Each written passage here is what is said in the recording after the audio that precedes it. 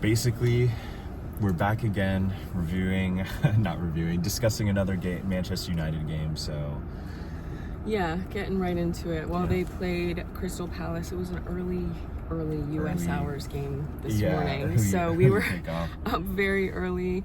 And final score 2-1. So United came out on top, which 3 points up the Reds. So we love to see that at the very least. Yeah, but let's really get into at the very least 3 points up 3 into the top 10, 6th place for now. So I guess, do we actually want to discuss the important parts of the game versus just the positive?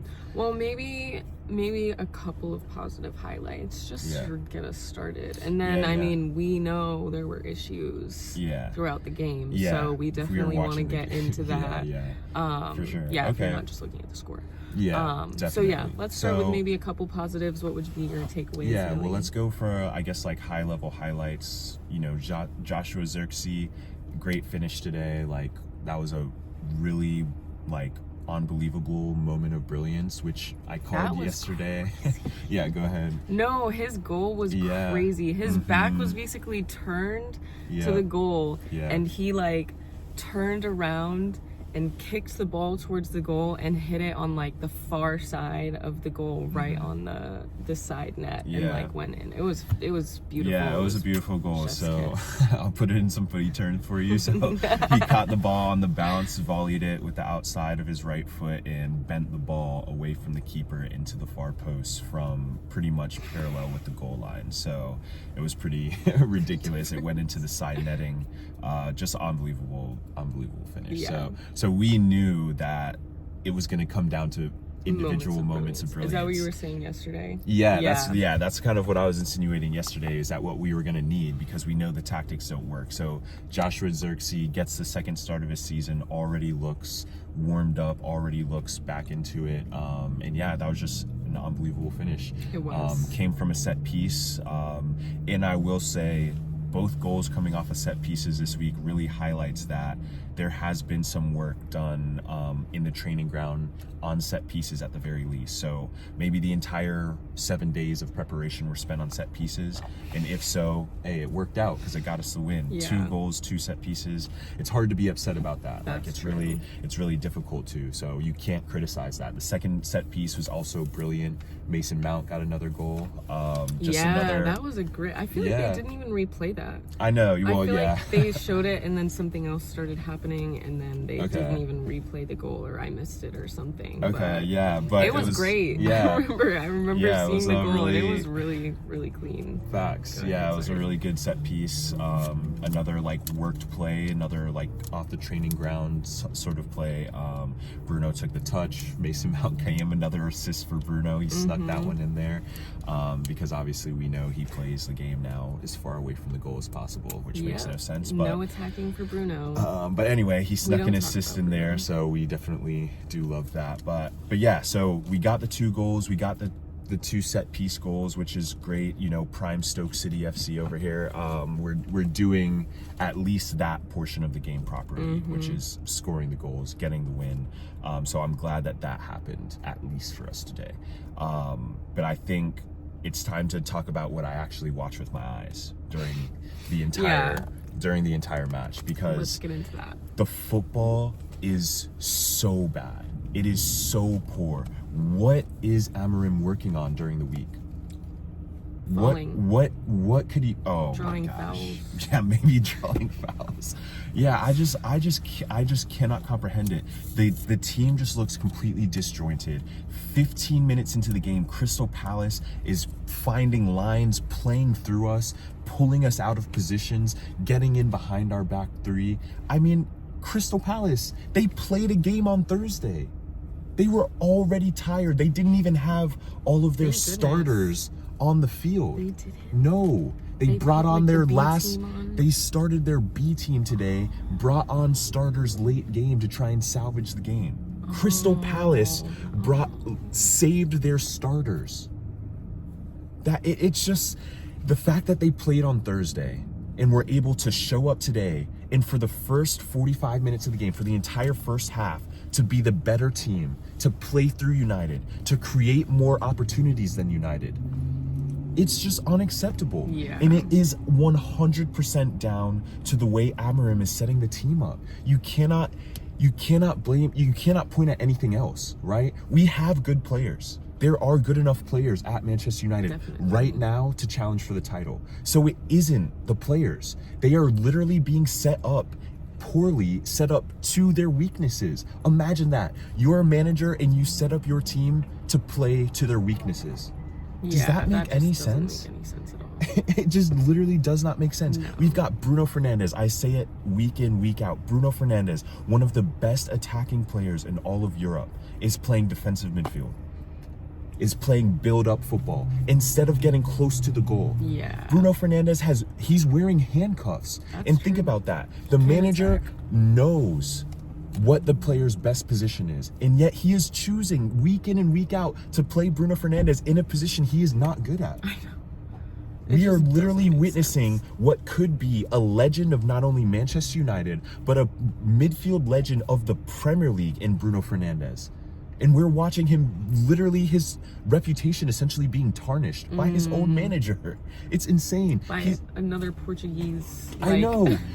How does another Portuguese man not understand the fluidity that comes with the game, the fluidity in the attack, the creativity that's important to have? We have no creativity on our entire pitch. No creativity. Well, because we were also talking today about the lack of competition between the team as well. We're seeing competition. A lot of players that we were talking about, like Ahmad, for example, would be super aggressive, super playing into people and shooting and doing all the things to try and make the game more creative and score goals. He was scoring crazy goals under Ten Hag. At least. And now it's like he is just trying to draw fouls or pass or go backwards. But like you say, there's nobody to pass to. There's no one else. So two big points in that I will piggyback on you. With Ahmad, he is spending 90% of his time right now defending. He doesn't have time to attack, to be in the attack, because he's playing a wing back position instead of a winger or an outside forward where he should be playing. That's when he will be creative. And the other part of that is that all of our attacking players, when they get into attacking positions, they are isolated. They are by themselves because of this system, because we are just pinging the ball forward and hoping that Xerxes or someone will get a lucky bounce that we can then run onto. That's all we're playing for. There is no systematicness to that. So what we see is Membo getting the ball by himself, running at a defender, 2 defenders, 3 defenders are coming and chasing him down, and we look around him and there's no one there for him. Yeah. He's by himself. Why? Because the rest of the team is still jogging and running the 50 to 60 yards to try and catch up with the ball. Yeah. Because Lamens has been the one who just pinged the ball forward. I mean, Lamens literally does not play out of the back short, ever. Our goalkeeper pings the ball long every single time. Our center backs are pinging the ball long every single time. We're not even trying to build. And then when we do build, it's the most methodical, put you to sleep football I've ever seen in my life. It's just awful. It's just not Manchester United. That is the key thing, right? It is not Manchester United. If you've supported the club, if you've watched the club for decades, which I have, you know that this is not what it is supposed to look like. Where is our academy players? Where is our youth? Where are they being utilized? The camera flipped to Euro after halftime. Dude's got his hands in his head, almost in tears on the bench. What is this manager doing to our youth players? You've got one of the best defenders in the world almost in tears on the bench just because he gave up a little pen. I know. So what? It wasn't the penalty's fault of why we were down in the half. We could have been down 4-0, Amorim. Your tactics were the reason we were down at halftime, not Euro. Yeah, he made a single one mistake. And can we just say about that, we watched it multiple times. We watched all the different angles. Euro tripped. Maybe he touched the back of the guy that was dribbling in. Oh, he clipped a cleat. Okay. But he did trip, to your point. But It was he tripped. accidental. It wasn't on purpose. Right. He wasn't trying to tackle It wasn't a him foul. at the time. He didn't get a wasn't- yellow card. Literally Yeah. nothing, because of the fact he was also falling. Yeah. Like, yes, like that is not something that you pull a player off and have him in tears on the bench for.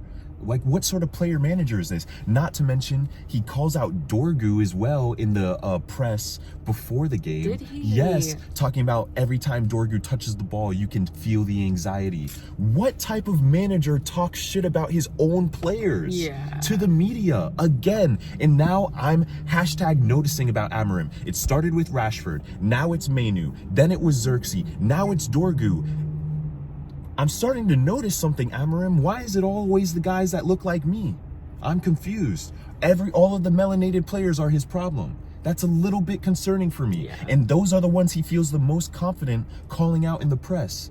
That's BS. That's BS to me, Amorim. I'm noticing. BS. I'm noticing. I'm gonna see who you call out next to the press. I'm keeping an eye on it because it's getting ridiculous now. A manager is supposed to protect and represent his players. Protect and represent your players. That's not what he's doing. He's selling them out to dry. That's terrible for Dorgu's confidence. Euro's confidence is now screwed. Mainu, who was the best youth player in the entire world last year, is getting 3 minutes on the pitch. I mean, I want to throw something at Amorim. I mean, honestly, I literally couldn't even meet the guy, to be honest. And can we just say when Xerxes scored his goal, he turned his back immediately. I know, no celebration from the manager. I mean, do you even care? What? I mean, the guy is literally soulless. I hate watching him. Yeah, every time Amorim comes on the screen, I literally want to like spit. Like his name is almost a slur for me at this point. Like, it is becoming that dark. I am so tired of watching Amorim's system, his demeanor, his arrogance, his ignorance, his refusal to change, his poor player management. He is not the man for the job. In INEOS, the only reason INEOS is sticking with him is because they refuse to acknowledge that they were wrong. They refuse to do it. So we've got some stubborn bastards running the club that are literally willing to let our club get run into the ground so that they can avoid admitting that they were wrong publicly. But INEOS, we see it. Sir Jim, we see it. You're wrong. He's not the guy. No youth, no courage, definitely no success. Definitely not. It's just unacceptable. Yeah. And here we are again, another week. He's had 7 days to prepare for this game. How is that? I just don't even understand how it's possible that he has 7 days. Did it look like we prepared for 7 days? No. No, it did not.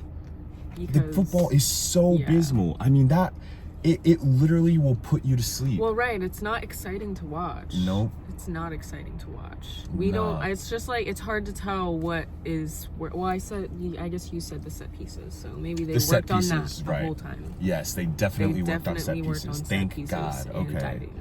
Yeah, and diving, right? Yeah, but look, we talked about like the Everton case last week, right, where the players slapped each other. Look at the difference of our team's mentality and another team like that, right? Our players are not showing any sort of that feistiness or fight when it comes to the other team. We've got a mob jumping on the ground when people bump him. We've got Membo slamming the ball down, getting upset. Why are we not showing that aggression towards the other team? Put that aggression into a shot and actually challenge the keeper. I mean, where is that anger? Where is that fire towards the other opposing team and towards getting things done? Bruno Fernandes is losing his mind, and I can't blame him. He's being played out of position. He's playing with handcuffs on, and then on top of that, the attack is so disjointed that when we do get forward, nothing gets created from it. So we end up crossing, or we end up doing a lackadaisical shot, or we end up going all the way back to Lamens. Happened multiple times today. Man, how much more must we suffer under Ruben Amorim? I don't know, babe. It is the worst football I have ever witnessed at Manchester United. And not only that, and I just want to once again say this, it's just in case INEOS does happen across this video, Amorim is statistically and literally the worst manager in Manchester United history ever. Statistically, you cannot disprove it. You cannot argue against it. People don't like facts and statistics. Oh, that is true. That is true. INEOS clearly don't care about that. Clearly don't care about that. And I hate to bring up Nice because I love ODG Nice. But it's another club that INEOS owns. And they are in last place in Europe right now. And they are not doing well in the French league. And we watched Nice play at their stadium in Nice. We watched and there were a lot of empty seats at the stadium. A lot of empty seats at the stadium. And the football that they played, hard to watch. It was not an enjoyable game. They also play a 3-back system. Was very exciting. Yeah, the fan section of Nice, unbelievable. That's about it though. So what I'm saying is INEOS is not really looking like a proper footballing establishment of a ownership company. They might not know what they're doing. Yeah. And I think it's high time that we start looking at their case studies. I mean, think about this, guys. Sir Jim is a billionaire. A billionaire. And do you know what in the Manchester United care package he sent this year? Towels. Towels and a phone charger. A billionaire. We are paying hard-earned money to pay a subscription to support this club, to watch these games, to see these things. And the billionaire who's focused only on cost-cutting and selling players sends a towel and chargers to fans worldwide. It is just sad. It is just sad. They are literally dropping the stakes of the club all just for money in typical billionaire fashion. All he cares about is the profit. Oh yeah, we'll just sell all of our Carrington graduates. We'll just get rid of these people. No, we need to be building a team around the morals of the club. Sir Jim claimed to be a fan when he bought the club. He claimed to be a fan. He can't be a fan. Not. And then think about that. The first thing you do, Mr. Man United fan, Sir Jim, is hire Man City guys to come and work at our club. What? And then look what they're doing. Omar Barada. Running our club into the ground, man. Damn. Anyway, you wouldn't think it, but we did get the 3 points today. Yeah. United did get the 3 points. We won. They are +3. They are in 6th place. We are no better now than we were over a year ago when Amorim took over the club. Nope. We are no better now than we were. We are probably worse. Resurrect Ten Hag. So, yeah, I honestly, at this point, I would literally take Ten Hag back. I'd take Ten Hag back. I'd take Ollie back. I'd even go as so far to say Jose Mourinho could come back. That is how deep in the trenches Amorim has us. And the fact of the matter is, he has worse winning percentages than every other Man United manager ever. Even lower than Ralph Ragnick. Who, that's before your Man United time. But I'll tell you, he even has a lower win percentage in the Premier League than Ralph Ragnick. We cannot take this guy serious. Was he the World War II one that they No. Ragnick was the guy who came in and basically was like, the club needs open heart surgery. He came in after Ollie. Like, he was like, we got to get rid of players. And we tanked under him. We did terrible. But guess what? Never this bad. But hey, you know what? At the end of the day, +3. Really happy for Xerxes. Really happy he got his goal and showed that, you know, he is a brilliant player. We know he's in there. Amorim's system doesn't allow him to actually play to any of his strengths. We'd never see Xerxes on the ball or like beating people or running at people at all anymore. Same with most of our players. But at the end of the day, he still got his goal. We got the 3 points. And that's the one positive I have. Yep. We got the 3 points and we worked on set pieces. So my challenge this week, Amorim, let's work on it. Let's work on like the football side. So we got set pieces now. Let's work on the football. Can we build? Yeah, like an actual formation. Work on anything. Maybe when Brian gets the ball, can someone be close to him so he has someone to pass to? If Bruno is higher up the field, maybe we try that once. See what happens. Maybe we try and play Xerxes into his feet instead of in the air every single time. Maybe we try and play Ahmad into space so he can run at a defender one-on-one. Those are just some ideas. Play some of our players to their strengths. Right off the top. So any of those things, Amorim, this week, you got a whole week, 7 days to prepare for our next game. So please make it better. Please make it better and easier to watch. 7 days. Let's make that time, utilize it well, Amorim. Please, we need it. Yeah, so literally. That's all. So those are our thoughts on Manchester United's 2-1 scraped by victory against Crystal Palace. Thank God for moments of individual brilliance. They saved us once again. And yeah, we'll see you next time. Yeah, if you made it this far, thanks for watching. Peace. Bye.